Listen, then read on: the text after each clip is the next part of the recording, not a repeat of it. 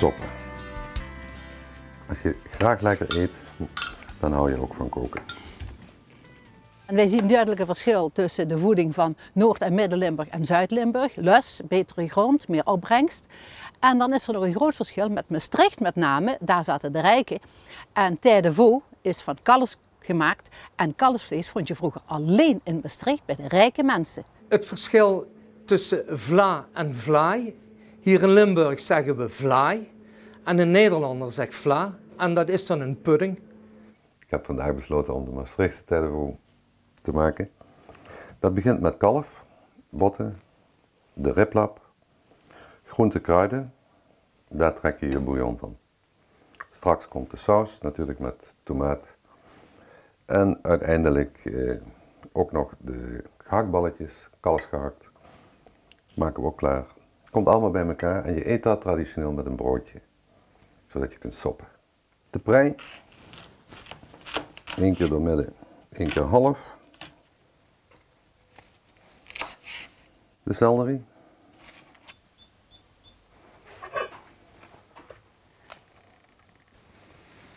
Ik vind dus dat de Maastrichtenaren dat beschouwen als een stadsgerecht, maar het is gewoon een volksgerecht. Van eenvoudige dingen wordt er iets gemaakt. Gaan we even naar de bouillon kijken. Je ziet, hij kookt. Daar gaan we hem klein zetten. Dat heeft nu zijn tijd nodig, zeg minimaal 2 uur. Dan gaan we kijken naar het gehakt. Beschuit. Goed fijn wrijven, anders krijg je klontjes.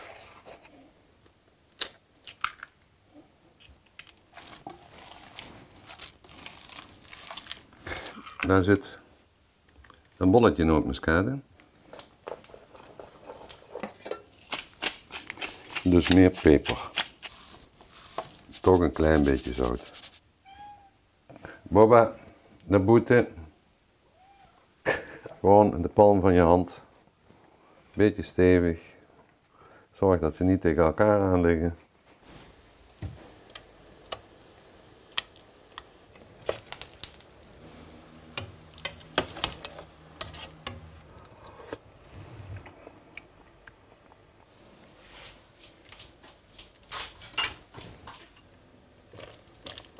Een shallotje voor de saus.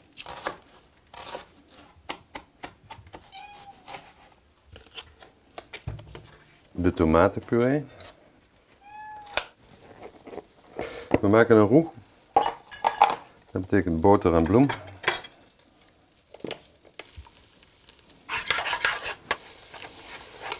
De bloem bindt de boter. En je moet hem glad blijven roeren, zodat hij geen klontjes krijgt. Hè?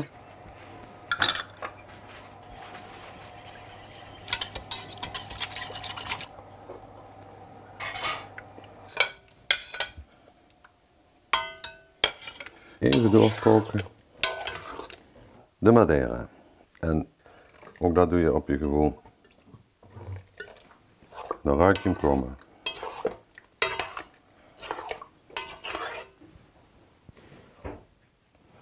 De kervel, de tijm, selderie, bladselderie. Hoe staat de wijn dan? Op de side table. Ja, en hoe is de opener? Wat is het? De opener.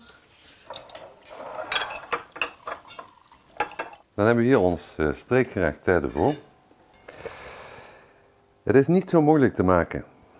Dat hebben jullie gezien, maar meestal koop je dat bij een goede slager.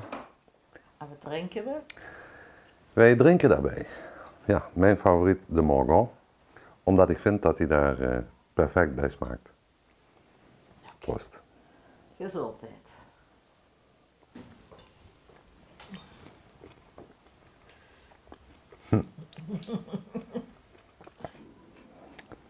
Soppen.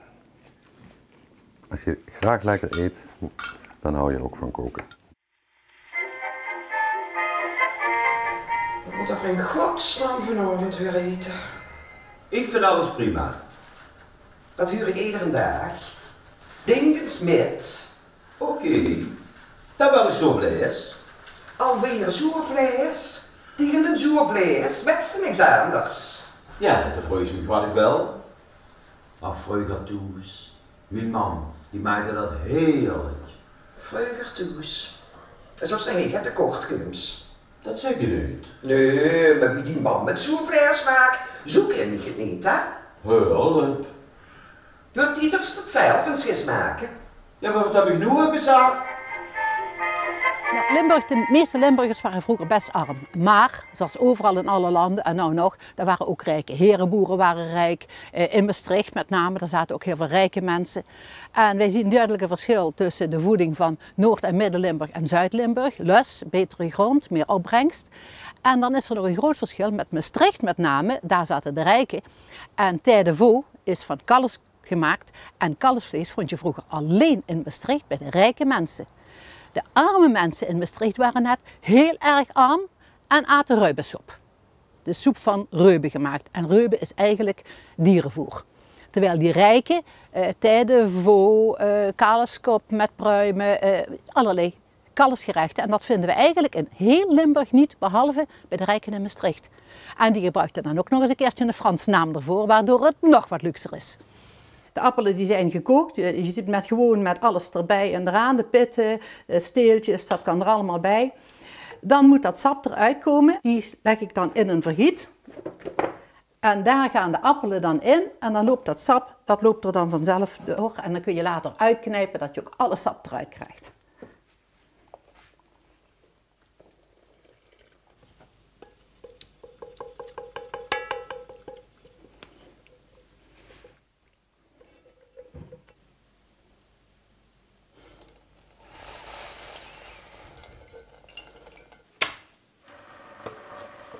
De bedoeling is dadelijk dat die eraan blijft hangen.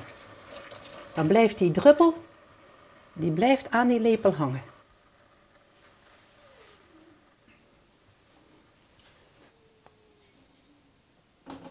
En dat is nou de stroop van 2 liter appelsap.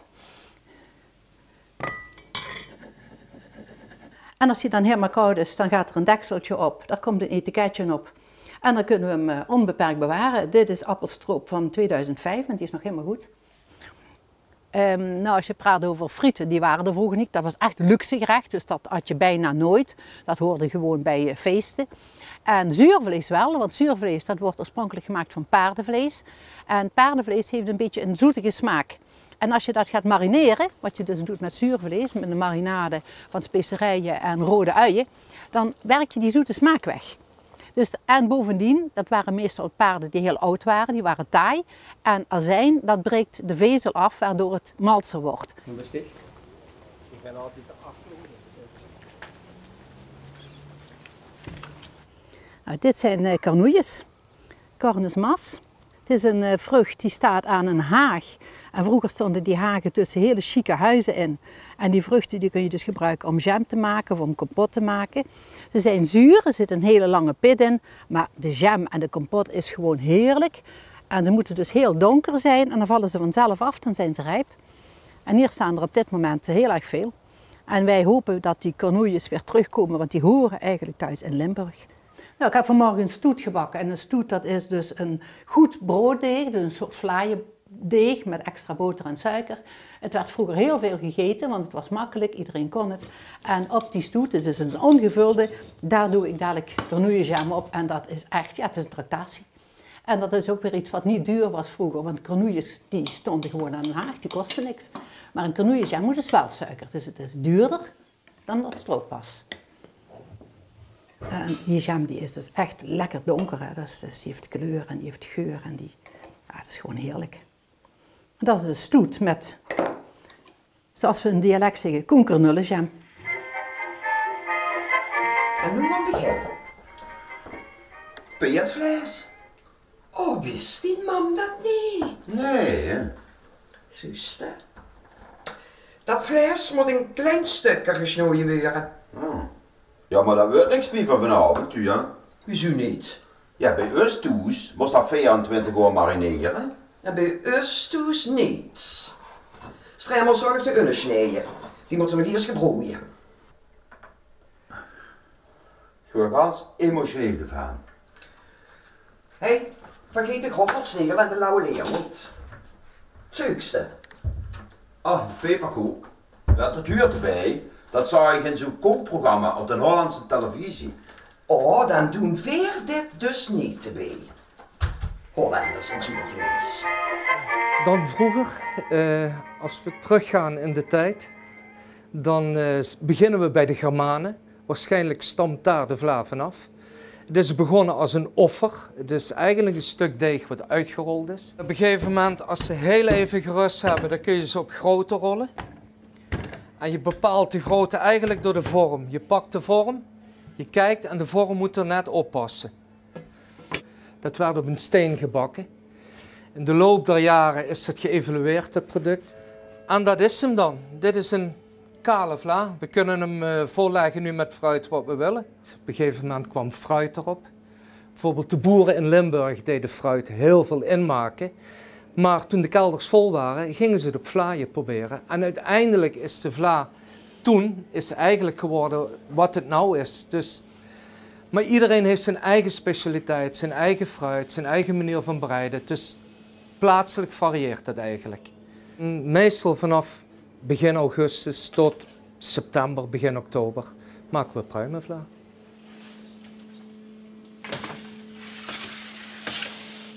De pruimen komen van Maastricht, ze komen van de Sint-Pietersberg. Wij promoten zoveel mogelijk het Limburgs product. Zowel met de pruimen als met de kersen. Kersen komen van Kedier en Keer en de pruimen van Maastricht.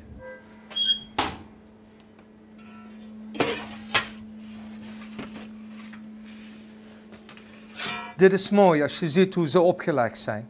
Zo zie je altijd dat ze met de hand zijn opgelegd.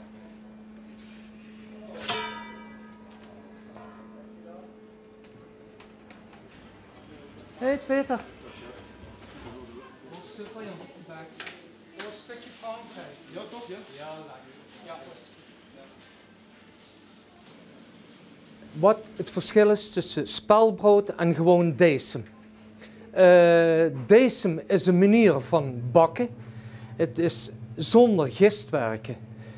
Decem gaat eigenlijk terug naar de tijd toen de mensen nog geen gist hadden. Je maakt een decem, elke bakker heeft daar weer zijn geheim recept voor. En het is eigenlijk een soort oude gist. Dit is een diviseuse, hiermee doen we het brood verdelen. Het is een machine dat komt uit Frankrijk. Het is een andere manier van het brood verdelen. Vroeger deden we alles met de hand, nu gaat het met een machine. Het wordt door messen gesneden.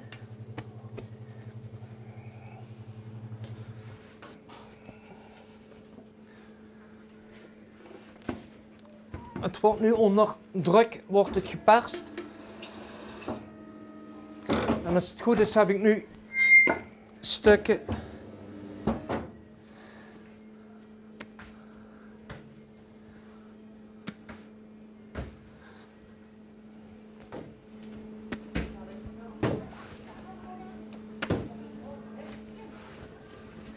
nou ja, en het speldbrood, dat is een meelsoort wat al heel oud is. Dat is op dit moment is dat heel erg in. Het is een speldsoort wat al 6000 jaar geleden bestond. Dat is weer herontdekt. Het brood heeft als voordeel, het hoeft niet bewerkt te worden. Dat wil zeggen, het hoeft niet gespoten te worden. Dus het is een gezonde tarwe, een gezond speldsoort. Het heeft een aparte behandeling nodig en dat houdt in, het mag niet te lang kneden. Dat is heel goed voor de gluten. Dus als je een glutenarm dieet volgt, is spelbrood perfect. En door de gluten die worden omgezet in koolhydraten. Dus als er geen gluten in zijn, dan zijn er ook geen koolhydraten in. Dus wat dat betreft is het een ideaal brood wat nu in onze moderne tijd past. Als je spelbrood pakt, heb je meer een nootachtige smaak. Maar je moet er wel van houden. Als je er niet van houdt, maar dat is met alles, dan vind je het gewoon niet lekker. Maar op zich is het een lekker brood. En wat het voordeel heeft, op het moment dat je spelbrood gaat eten, normaal als je 3 sneetjes eet, kun je nou 1 of 2 sneetjes eten. Omdat het een langzaam werkende koolhydraten hebben, of dat het product dat heeft, blijf je altijd het gevoel houden dat je voller bent, dat je genoeg gegeten hebt. Dus dat is ook weer een voordeel van brood.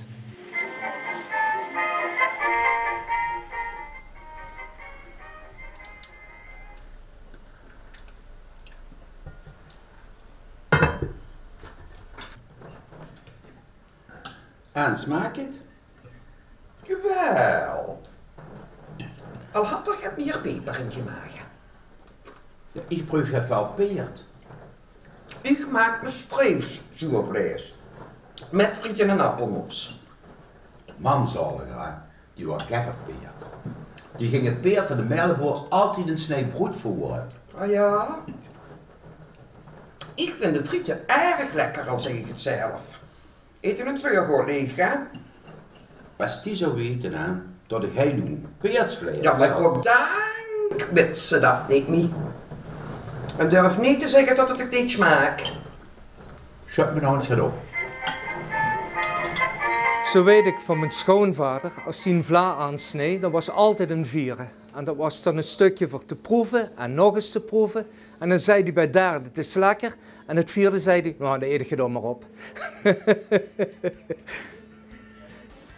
Bent u enthousiast geworden na het zien van deze aflevering? Ga dan naar onze website www.goodforijn.nl voor meer informatie.